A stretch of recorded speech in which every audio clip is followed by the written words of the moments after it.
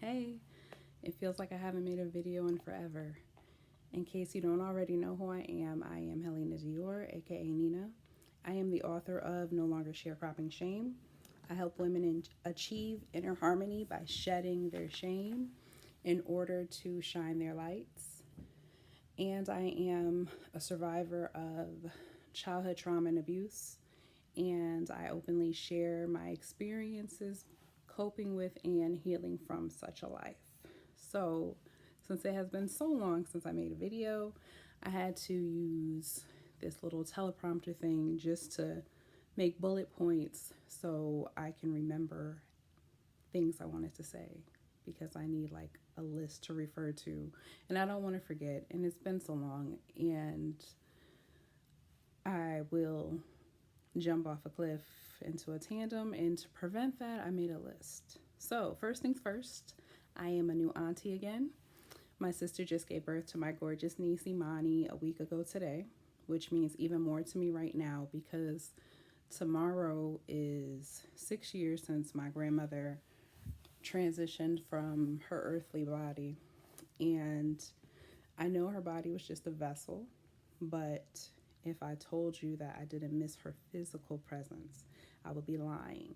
I miss her so much still, 6 years later. I'm thankful I had her. And anyway, um, when I was a kid, I grew up primarily in a Baptist church with rules that didn't really make sense to me and made me not even want to go to church for a long time. And I would bring up certain things about the sky or the stars, science basically. And it was like, oh no, like that's witchcraft, that's something from the devil, which even as a kid didn't make sense to me because it wasn't like I was praying to a golden calf in the backyard or making a false idol of something. Like, God created the universe. The sky is amazing to me. I can look at it for hours. Nature in general amazes me because everything is so purposeful and everything is so intricate. And I don't believe in coincidence. I believe that everything is connected. Nature, people, all of us are connected. I don't believe God put everything here separately. It's all connected. So I saw this meme about bamboo and I wanted to know more. So down the rabbit hole I went. So I Googled Chinese bamboo tree. And there's all kind of inspirational blogs and videos, and it's all inspirational. It's used primarily as a parable to teach faith and to teach patience. And conceptually, this tree, it amazed me.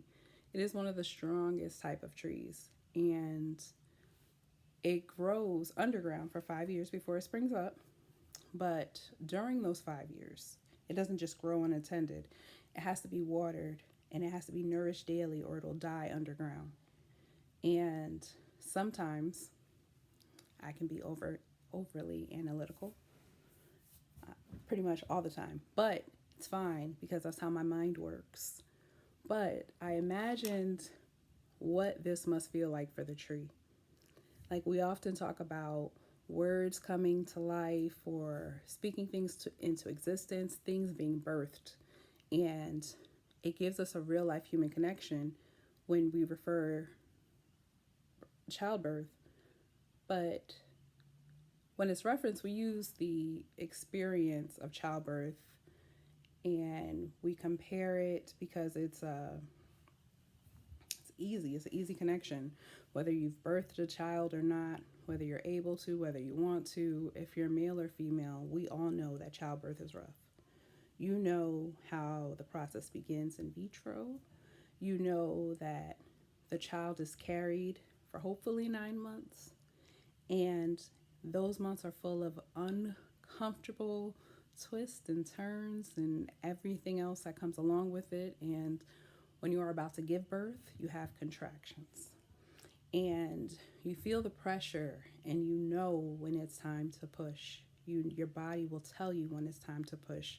Or even if you deliver via C-section, you feel a different type of pressure and pain, but that pressure and pain is still felt.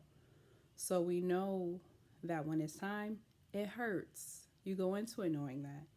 But what when we look at what we gave birth to, when we look at our children, it's worth it. That pain isn't thought of anymore when you see what you birthed, when you see that beautiful baby in front of you. So now, if we look at it from a different perspective, we reference what the mom carrying the baby endures, like all the time. I hear this. But what about from the baby's perspective? As mom is growing and mom is changing physically, the baby is growing and developing. So its eyes develop so it can see, and it begins to move a little bit, and then it realizes it can do even more. And those flutters, those nice flutters, they turn into like internal gut punches. And those early, like cute, oh, like baby's kicking, those turn into field goal kicks.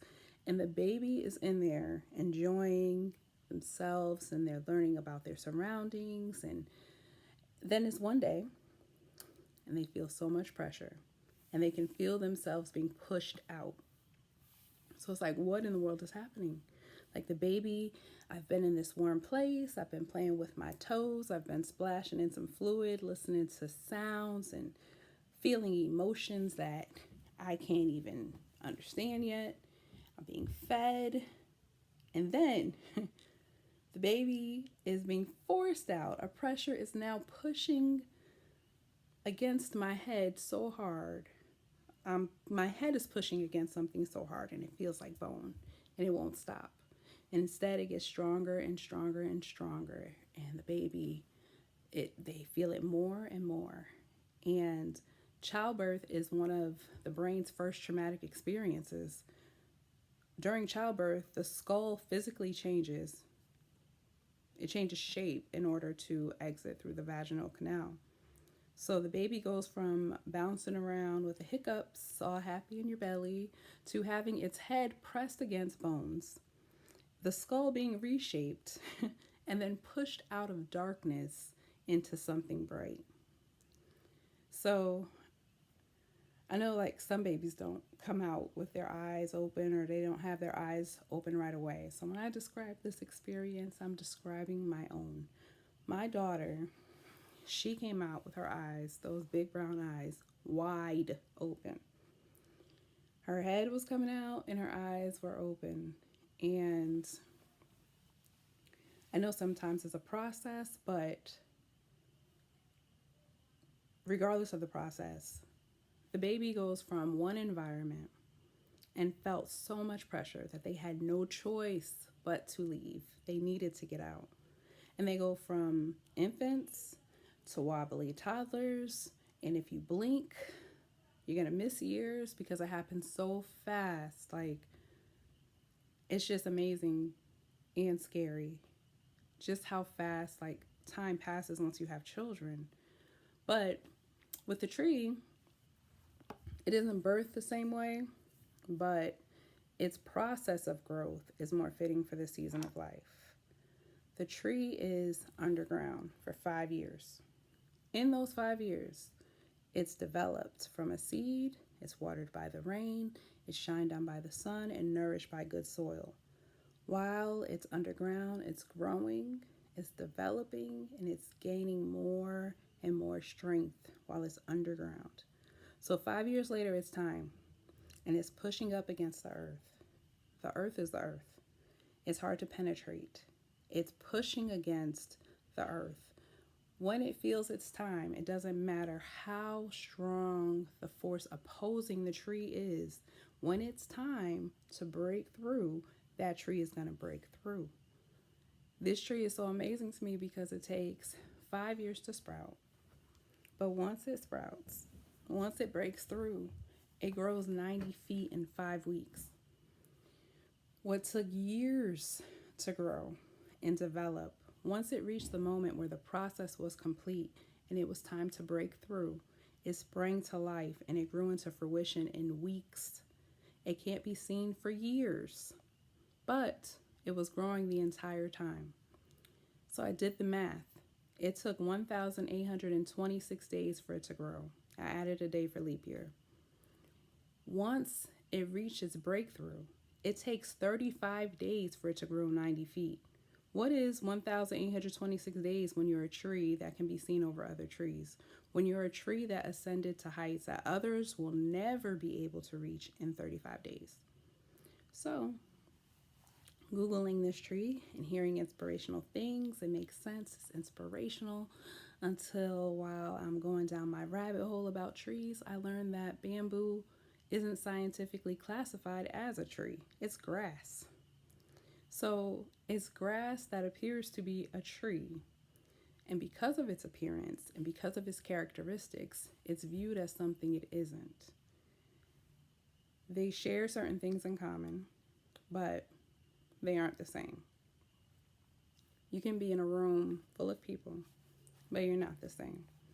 You can be in a church full of Christians, in a family, in a neighborhood, you're not the same. And trees and grass grow differently. When a tree starts growing, the seedling could be seen almost immediately. The oak tree becomes fully established in 3 years. Every year, a tree gets a bit larger until it reaches complete maturity, and then it stops. It's there for shade, and so the birds can come and rest in its branches. Grass, including bamboo, it pushes up a single stem. This one stem grows into its full height in a single season. In those 5 years under the ground, the bamboo first starts putting out its roots. And it doesn't break through the ground until all of the roots are pushed out and established. Everything is established before it breaks through. Some species of bamboo can grow 2 feet in 1 day. So there's plenty of bamboo for all of the pandas in that area. It serves in so many different capacities. It's in food, it's in medicine, it's in art. It's strong enough to be used as building materials. It's a strong grass. It's something that is overlooked, the processes. But with other grasses, and they flower annually. Bamboo doesn't flower every year. Some take decades to build up enough reserves before they flower. Separate bamboo plants in the same section flower at the exact same time to maximize pollination. So a large section will have plants that are exactly the same age. After decades, once a bamboo finally flowers, the large stem of the bamboo plant, the cane, it fills with fungus and it rots from the inside out and it dies. And when the bamboo dies, it puts the pandas at risk in that area because that entire area of bamboo is gone. But the beautiful part, when the bamboo dies, all of the pests and fungus and disease and everything in it is gone. And the bamboo begins the process again from the seeds. So it blew my mind because you're different on purpose. I'm different on purpose.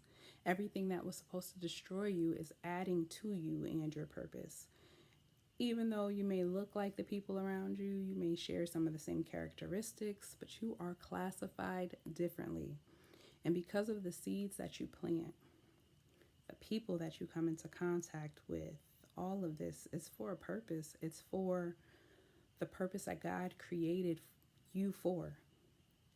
There's no other reason. Everything that makes you feel unworthy, everything that makes you feel not good enough, those are all the exact reasons that you have been chosen for a purpose such as this.